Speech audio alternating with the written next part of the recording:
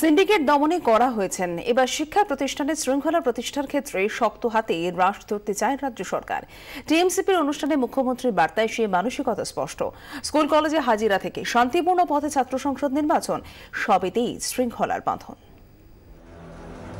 28 August টিএমসিপির প্রতিষ্ঠা দিবস। শুক্রবার সেই উপলক্ষে মেয়র রোডে আয়োজিত হয়েছিল জনসভা।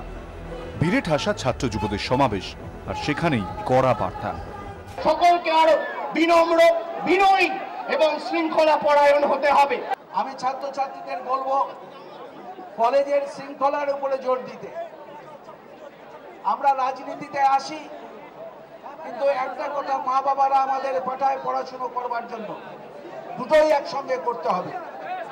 নিয়মিত পঠন পাঠন, নিয়মিত ক্লাস অধ্যাপকদেরও দিতে হবে এবং ছাত্রদেরও উপস্থিত থাকতে হবে।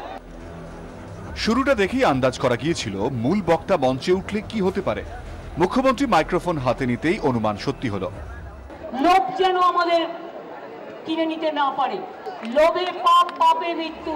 মমতা সরকারের প্রথম জামানায় তৃণমূল ছাত্র পরিষদ সুনামের চেয়ে দুর্নাম কুড়িয়েছে বেশি। কখনো টাকার বিনিময়ে ছাত্র ভর্তির অভিযোগ, কখনো শিক্ষাঙ্গনে অশান্তি। বারবার নাম জড়িয়েছে টিএমসিপির। দ্বিতীয় ইনিংসে সতর্ক করলেন মুখ্যমন্ত্রী। আরে হাতে টাকা নাইবা থাকলো, আস্তে আস্তে হবে।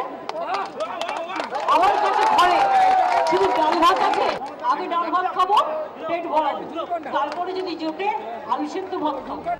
ব্যক্তিগত আখের গোছানোর ধান্দায় তৃণমূল করা যাবে না। সিন্ডিকেট দুর্নীতিতে লাগাম পড়াতে গিয়ে বারবার বলেছেন মুখ্যমন্ত্রী, জোর দিয়েছেন সততায়। সেই বার্তার প্রতিধ্বনি এবার ছাত্র যুবদের সমাবেশেও।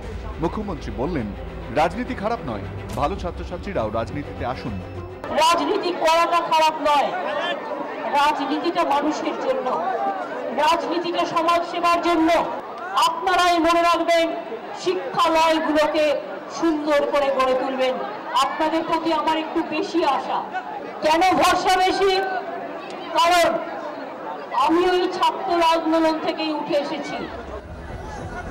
ক্যামেরা সমীর বিশ্বাস, দেবজ্যোতি দাসের সঙ্গে শ্রেয়সী গঙ্গোপাধ্যায় ও কমলিকা সেনগুপ্তর রিপোর্ট, 24 ঘন্টা।